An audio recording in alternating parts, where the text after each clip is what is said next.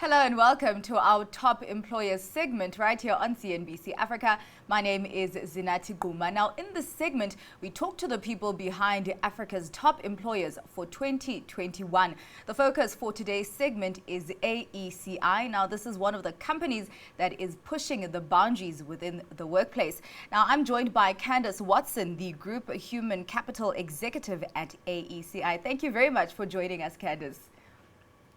Thank you for this fantastic opportunity, and I'm really looking forward today to just share a little bit of our insights and on our journey as we got to first-time top employer status within AECI. That's really been an organization around for 124 years. So thanks for the opportunity. Thank you. Now, just before we move to AECI, I see that you have actually worked for another top employer, British American Tobacco, before you moved to AECI. And I mean, that's quite impressive because you've moved from top employer to top employer. And I just want to find out, are the trends the same? Because I mean, these are companies that are in two completely different industries. Are the trends the same in terms of what people are looking for within an employer, and also the things that an employer is looking for in the people that it employs? Is it the same across all industries, or does it differ? And I think for me, thanks for that question. What's really interesting, and maybe a little bit around my own personal passion around it, whether you are within the FMCG sector or whether you are within the industrials like AECI, the core component of what makes great organizations is its people. So when you move from one top employer to another top employer, and we have institutes like the Top Employers Institute that really benchmarks human resources and global best practices in terms of working conditions for employees, I think the seamless and coherent message throughout that is that it's all about the people in the organization.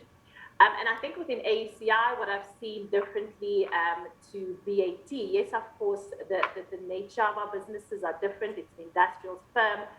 We're involved in water, mining, chemicals, and BAT, FMCG, obviously the tobacco industry. But what's seamless between the two organizations is people, and how do you unlock that people potential? And I think this is why when I joined AECI and I started my induction journey, I started to realize that, hold on, a lot of these human capital practices that I've been exposed to within a BAT environment is actually already present in an organization such as AECI. And that's why we decided to go down this journey for the first time in the history of the organization, to be certified based on our human capital practices, based on our working conditions as a top employer within South Africa. Now, I see that you actually joined AECI as the Group Human Capital Executive in 2020. And we all know 2020 came with its challenges. We were facing a deepening unemployment crisis. And also companies were looking for people with different skills, things that we need, in the new normal. And I just want to know from you, how was that, whole experience? How was the environment when you came in? And, what are some of the things? Has COVID-19 changed the way that you look at human resources? No, absolutely. And the reason I smiled when you mentioned it, BAT Southern Africa headquarters is based in the waterfront in Cape Town. So I actually had to relocate from Cape Town to Johannesburg. And we know that the tempo and the pulse of the two cities are different, but I've been born and bred in Johannesburg, so it was good to come back home. And here I arrived in January, and I'm all eager. I'm back in a South African firm that has roots within South Africa, even though AECI as an organization operates on 6 continents across 22 countries. We employ about 7,500 people. So I was really excited about the strategic challenge around human capital, designing the human capital strategy in conjunction with my ExCo members, and then going into deployment mode. And I was probably at work 2 months, and then we got the much anticipated my fellow South African speech from Cyril Ramaphosa, and he announced a national lockdown in March. And I think at the onset of this global pandemic, which we know now is a global pandemic, it's almost a year later, there's been never a better moment in the history of organizations for human capital strategy, processes, and structures to take center stage. Wow. And what did that mean for us as an organization? I think oftentimes when you look at human capital strategy, it's around all the key levers of engagement. Rationally, are we offering people programs, benefits that make sense? From an emotive point of view, do we engage our employees? Do they feel like they belong here? From a task orientation perspective, do we create clear systems of accountability and recognition, all the basics in terms of human capital? But the global pandemic refocused our efforts on two levers. How do we keep our business continuous, so business continuity management, and how do we safeguard our employees?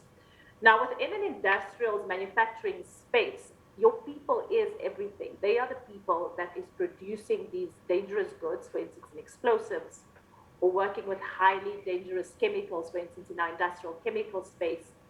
And the nature of the work that we perform is essential for our clients. So whether water boards, water treatment facilities, or whether in our agri and animal health business, it's all the basics: water security, food safety, beneficiation on mining. And I think the spin and the change from a human capital point of view was to say, when we run this business safely for our employees during a pandemic, we are able to secure their economic dignity. And I think that was a clear strategy from a team of people. So we constituted a task team led by the group CEO. And within that task team, it was cross-functional, across different disciplines. We had medical practitioners, virologists, legal, our health and safety exec, and really just a collaborative approach around how do we navigate this pandemic. And I'm really pleased to share with you today that in that navigation, we were able to maintain people's economic dignity by not shedding jobs unnecessarily. Secondly, we were able to compensate during the first wave through special bonuses, our employees that had to leave their homes during lockdown because they were essential workers. And finally, whilst that was going on, we were still able to continue running business in the new world of work through use of virtual platforms. And what was really interesting is that at the onset of the pandemic, I was in the organization 3 months. And now you have to build relationships with people virtually. So the way you relate, you have to understand the business and the organization. And immediately, one of the strategies with myself and the human capital executive was to get a little bit closer to our different human capital business partners. So whether in Australia, in China, whether in the rest of Africa or in Germany, and really say collaboratively, this is the situation we find ourselves in, but how do we collaborate and how do we push forward so that we can maintain our organization, maintain the economic dignity of our employees throughout this program. And we were able on a daily basis to track infection rates, our responses to those infections, with our peoples moving safely or not. And then the last thing I wanted to quickly share just around how we navigated the pandemic, we realized that the economic impact of the communities in which we operate was so severe that as an organization, we had to do business unusual. So we had to push ourselves beyond just the safeguarding of our business processes, the safeguarding of our employees and their economic dignity, and really look at what's happening with the communities around us. And I'm happy to share with you that we were able to raise, through crowdfunding, contributions from our board. We made contributions into the Solidarity Fund, but directly across all our operating entities, we were able to feed over 12,000 families through food parcels, because we realized that during this global pandemic, one of those needs are essential. Now, the feeding of these 12,000 families, we ran it over a number of months, but we were also able, in pockets, to partner with some municipalities and local agencies around water safety, around sanitizers, for instance, in Germany, and around food security. So I think a year into it, do I miss the mountain in Cape Town? Yes, maybe I do sometimes at VAT. But it's been an absolutely impactful journey for me in the time of joining an organization as the most senior resource in human capital whilst navigating a pandemic. And I mean, you've laid out for us what, I would get if I were to work for AECI and, obviously also being involved in the very important, social impact, area.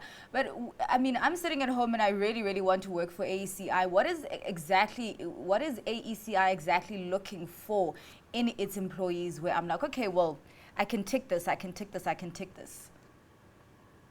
So AECI's human capital strategy and really the essence of who we are is based on our values. So our bigger values, of which one of the key levers is around being responsible citizen, being engaged, being bold, being innovative. But this year, after the pandemic, we relaunched our value proposition and our strategy in the organization. And what's really important to us as an organization is that we want to be the place where we employ passionate, purpose-led people. So the key strategic underpinning for AECI as an organization is that AECI wants to create one AECI for a better world. So across all the different pillars in which we operate. And how we're going to do that and how we're going to deliver that is through passionate, purpose-led people. So if you have passion, you have energy, you know what it is you want to do with the talents and the potential you have, and you want to deploy that passion in realizing the purpose of this organization, whether it's food security, water safety, we have a food and beverage business, we have quite a number of different opportunities across the businesses. Then AECI is the organization view. And I think that's from a personal perspective, right? So from an individual perspective. I think from a human capital structure and framework, through the verification of the Top Employers Institute, they've given us now the assurance that AECI South Africa as an organization, when we look at the way you steer your organization, the way you develop your people, the way you compensate them, the way you create a safe working environment, they were comfortable that we meet, and not only meet, but exceed in some instances certification as a top employer. So I hope that people out there that's listening, that's passionate about creating a better world within the industries in which we operate, will certainly reach out to us. No, man, Candice, I think I tick all those boxes. So if I were ever to change industries, thank you so much for joining us and for unpacking exactly what makes the AECI a top employer. That was Candice Watson, the Group Human Capital Executive at AECI. Thank you very much for joining us on our Top Employer segment. From me, Zinathi, Qguma. It's goodbye for now.